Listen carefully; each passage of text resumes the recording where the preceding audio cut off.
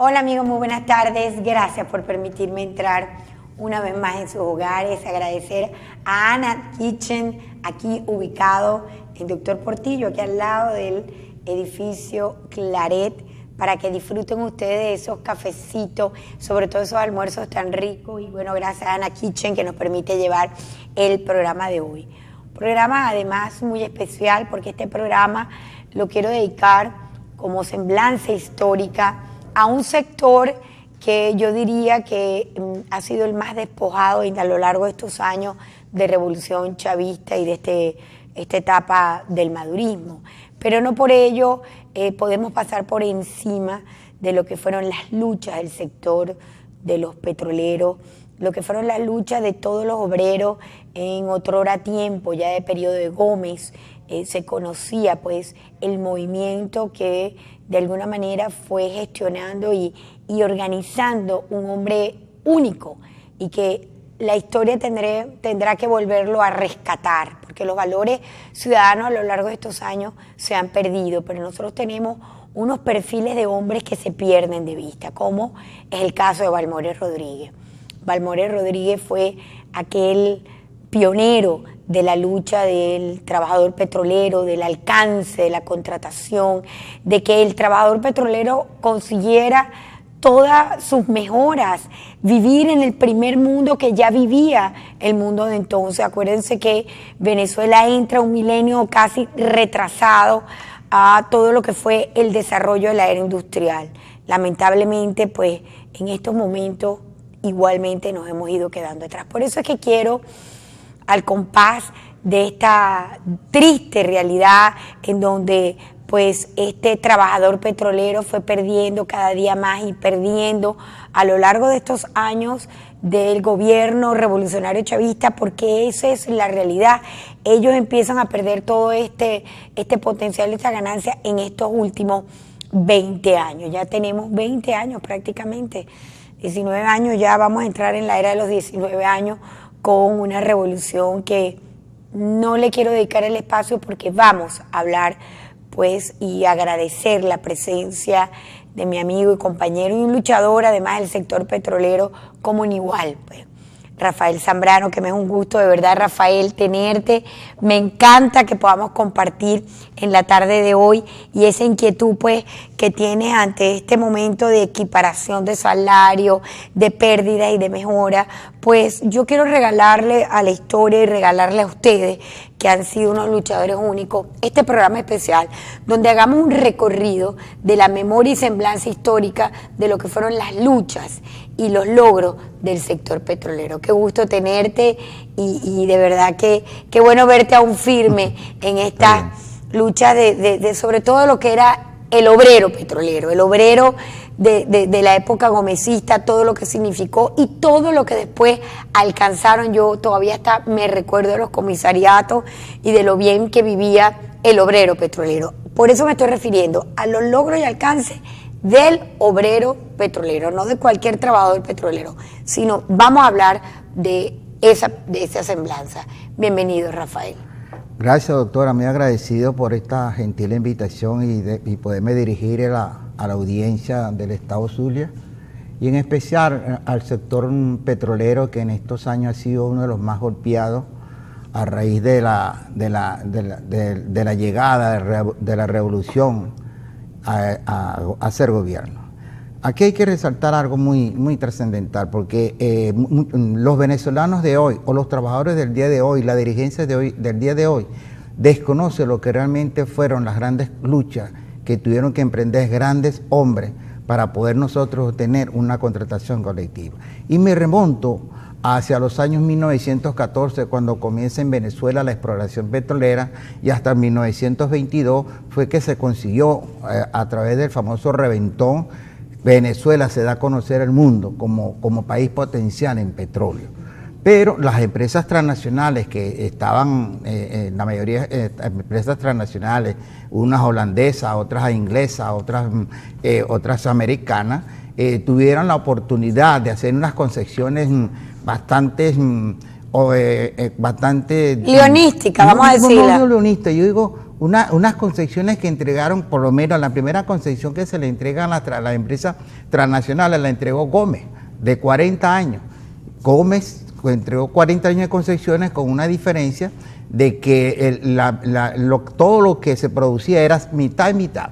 50 para la empresa y 50 sí, para el país. Sí, lo que se conoció como el periodo 50-50. 50-50, que duró hasta 1976, cuando nacionalizó la industria Carlos Andrés Pérez.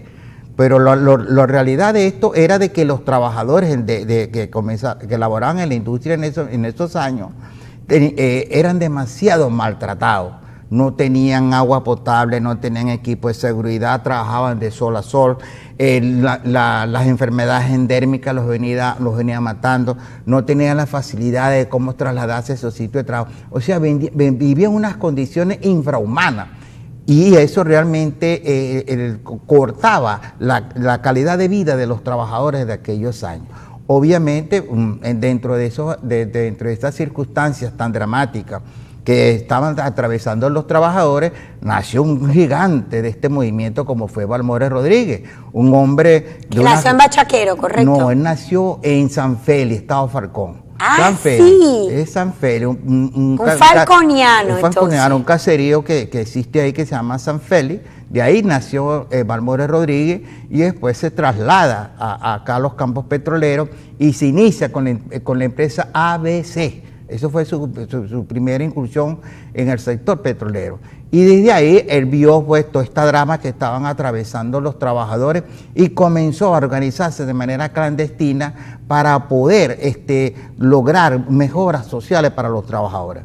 Eso se logra en el año 1936 con una huelga que arrancó el 22 de noviembre del año 1936 y culminó 35 días después. Y fue disuelta a través de un decreto ley que emitió en aquel entonces Eleazar López Contreras. Correcto, que era el presidente del país. Era el presidente después de haber fallecido Juan Vicente Gómez. Se conoció como el primer paro petrolero de la historia. El primer paro, la primera huelga que se le hacía a las empresas transnacionales que tenían el control absoluto de la manipulación del petróleo. Eso conllevó a que el gobierno disuelve la huelga, pero se levanta a través de un decreto ley 5 puntos fundamentales que se alcanzaron en ese decreto ley. Dentro de ese decreto ley se consigue un aumento de $1 de aumento de salario, se consigue agua potable, se consigue los equipos de seguridad, se consigue jornal de 8 horas y se consiguen para tratar las enfermedades endémicas. 5 puntos fundamentales que posteriormente a través de los tiempos fueron el epicentro de lo que hoy en día es la contratación colectiva. Digamos que a partir de ese momento es la raíz de todo lo que se va a considerar después de ahí el desarrollo de una contratación colectiva petrolera que llegó a ser envidiada en el mundo y además sostenible, porque fueron años de años que esa contratación fue mejorando y fue dándole lo mejor por lo que fui conociendo. Yo misma manejé muchas veces para el tema de las contrataciones petroleras, la contratación colectiva. Mira, bueno, no fue fácil porque lamentablemente nosotros hemos tenido la mala suerte que hemos tenido la mala suerte que siempre estuvimos en pura dictadura, porque salimos de Juan Vicente Gómez, nos metimos con López Contreras, nos metimos con ese MGN Agarita, hubo el trienio en el año 1945, 1947, entra Marcos Pérez Jiménez hasta 1959, es cuando comienzan los procesos de negociación, cuando comienza a nacer la democracia, y ahí comenzaron a negociarse y se alcanzaron muchos beneficios socioeconómicos que realmente beneficiaban a los trabajadores. Y resaltando que dentro de esos grandes beneficios, el comisariato, la asistencia médica, los campos petroleros, los clubes, las farmacias, las clínicas, las escuelas, los campos deportivos, aparte de eso, se fueron mejorando las condiciones laborales. Los hijos de los obreros petroleros, yo lo digo por mis cuñados, porque mi suegro fue un obrero petrolero en Falcón, y ellos tenían los dos idiomas, inclusive salían hablando español y manejaban básico de inglés. Eso era correcto, porque es que cuando en las escuelas de la industria en aquellos años, ese era obligado después que el muchacho llegaba a 6º grado, obligado había una materia exclusiva para darle el inglés a los muchachos que estudiaban en las escuelas de la industria. En aquellos años vamos a hablar de la Criolla, vamos a hablar de la Cher, vamos a hablar de la Mene Grande, vamos a hablar de la Standard Oil, vamos a hablar de la Sun Oil, vamos a hablar de la Texaco, vamos a hablar de la Philly, vamos a hablar de la Occidental. Todas esas empresas, pero la más grande, la más emblemática fueron la Criolla, la Mene Grande y la Shell. Esas eran las empresas más grandes que existían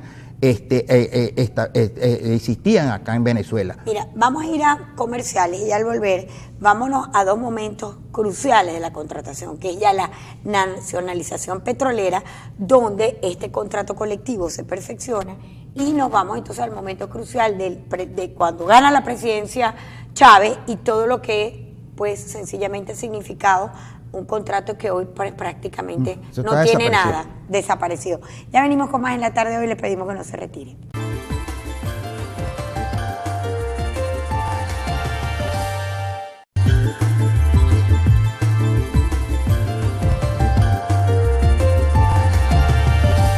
Pues sí, amigos, aquí seguimos en la tarde de hoy, yo dedicándole a una semblanza a lo que una vez tuvimos tuvieron sobre todo el sector petrolero, los obreros petroleros y todos los contratados petroleros, que llegó a perfeccionarse en esto que se conoció como el contrato petrolero. Un contrato petrolero que además lo teníamos que estudiar los abogados, los que estudiamos Derecho en las universidades para poder entender en materia laboral la contratación petrolera. Todo esto eran los folios que teníamos que estudiar, ver las cláusulas, sobre todo lo que era el amparo sobre el tema de la contratación en campo, la diferencia de contratación en oficina. Bueno, una cantidad de cosas que tenía que ver pues con todo el tema de la explotación, producción y relación al tema petrolero.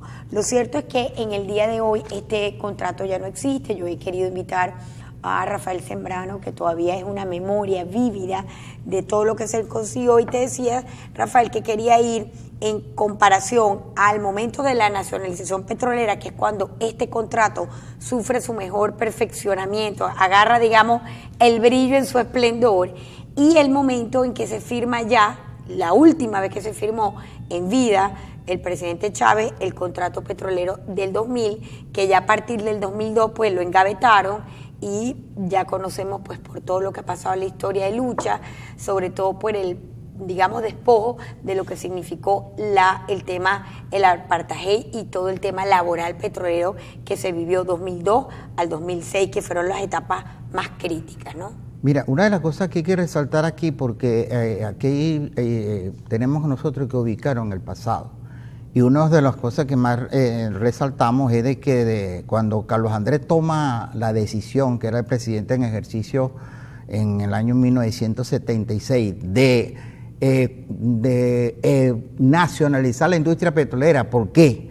La nacionaliza porque las concesiones que tenían las transnacionales no se iban a renovar. Esa era una situación bastante, no se iban a renovar.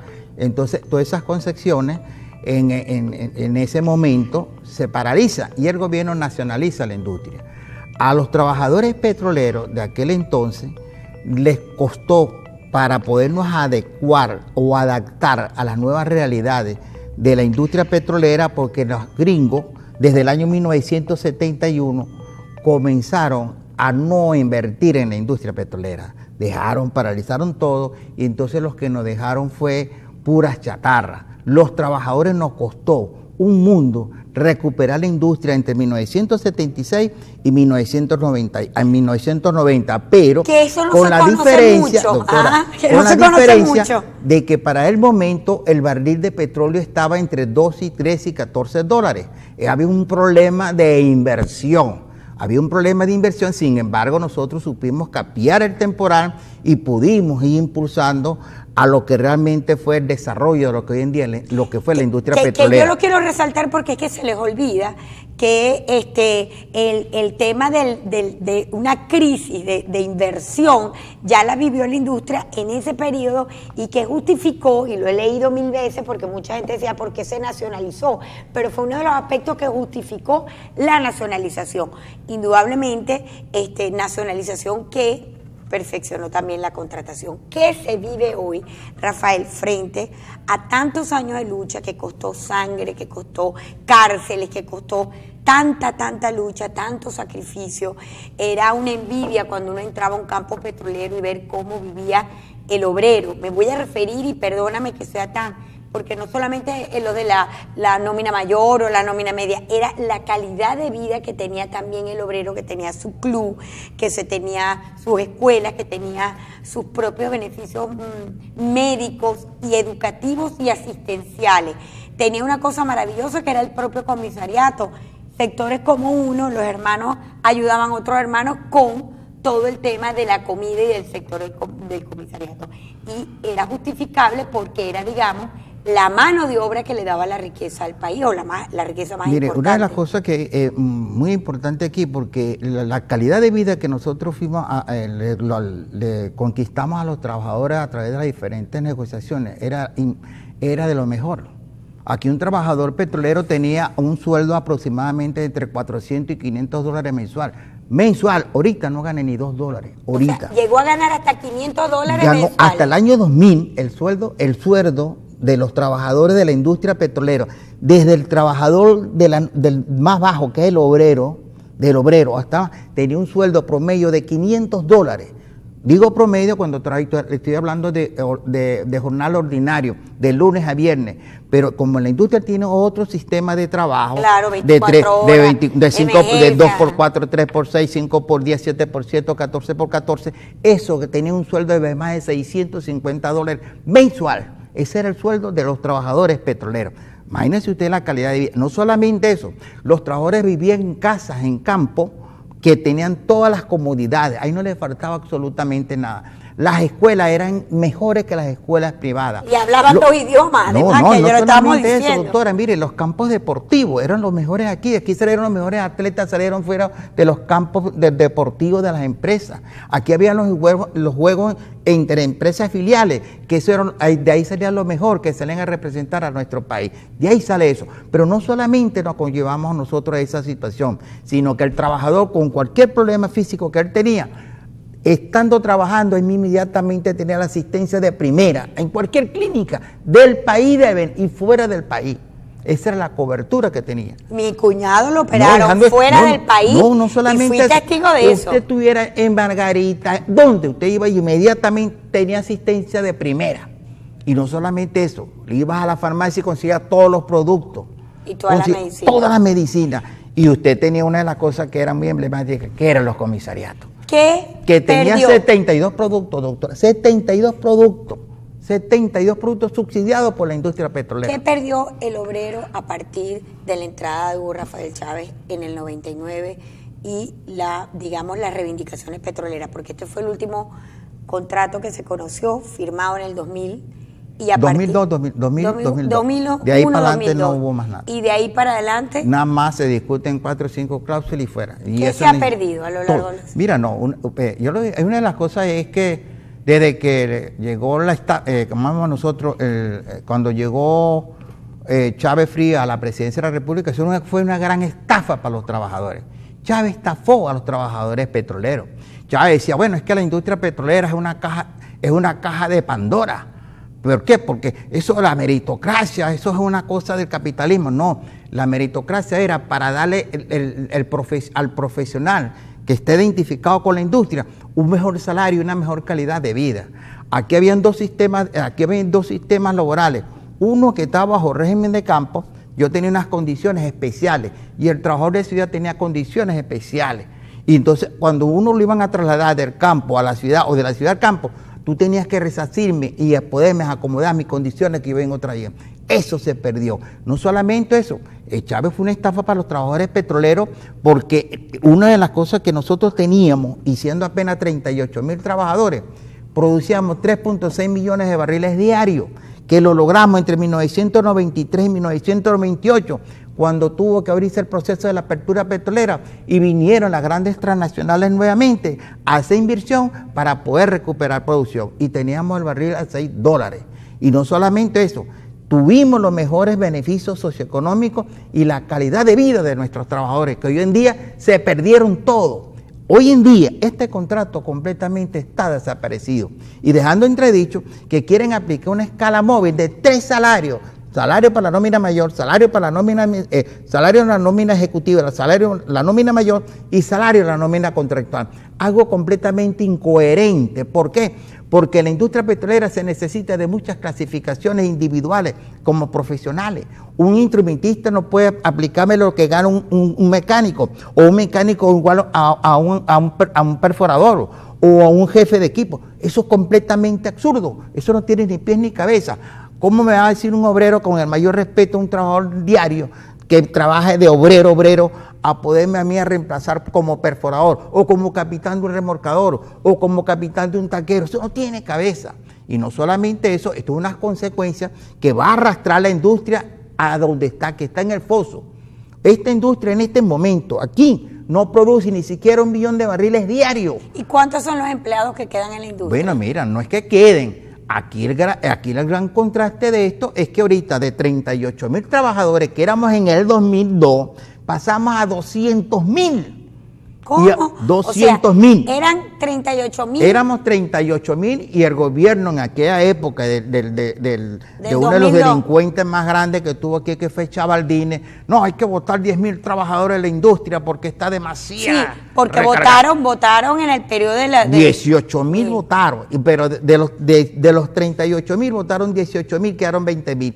De esos 20.000, ahorita en la actualidad la industria tiene cercano a los 100, casi los 200.000 trabajadores, lo que supuestamente aparecen en nómina. Perdón, dejando dicho que se robaron los 500 y tantos millones de dólares del fondo de pensiones. Eso fue en el periodo de uno de los delincuentes más grandes que tuvo este país, que fue Rafael Ramírez, junto con Eulogio del Pino. Y nunca se supo jamás y ahí todos los trabajadores perdieron. Y usted ve la ahorro consecuencia que eso ha traído, cómo están los jubilados de PDVSA haciendo huelga, protestando en las oficinas, porque nadie le responde por su fondo de pensiones, porque lo que le están dando es un fondo es una pensión que realmente no cubre lo que realmente le descuentan al trabajador, porque desde que el trabajador petrolero llega a ser empleado de la industria, desde ahí comienza a cotizar lo que llamamos nosotros el plan de jubilación contributivo, hasta que yo cumpla mis 60 años. Después de los 60 años yo paso a disfrutar una pensión que yo la pagué estando activo. Y que era convertida en dólares.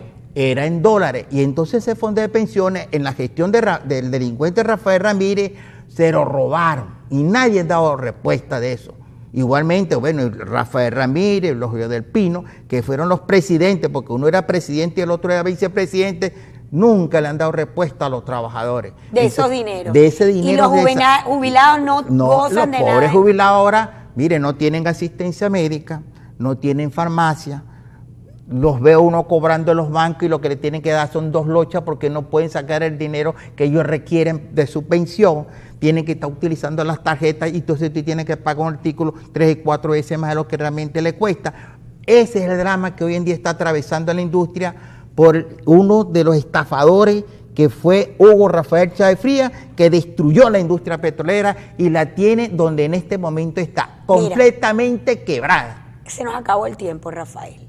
Y me encanta haber podido de ti, que viviste toda la historia petrolera, además que lo has dicho y has sido muy valiente en mantener pues la posición, y esto lo he querido hacer sencillamente porque ya hoy esta convección petrolera ya no existe.